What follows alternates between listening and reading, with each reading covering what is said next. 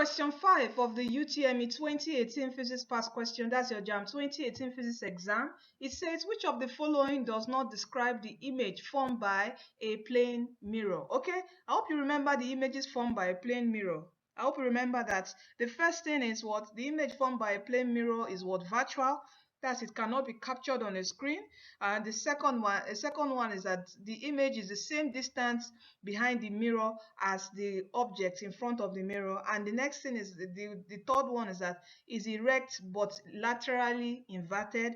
And the fourth one is that it's the same size as the what object. I hope you remember these four things. All right, so let's look at our answer here.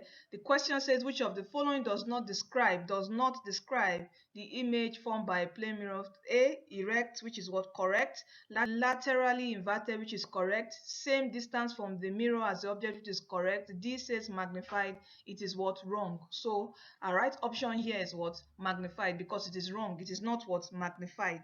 All right, it's the same size as the what? Object.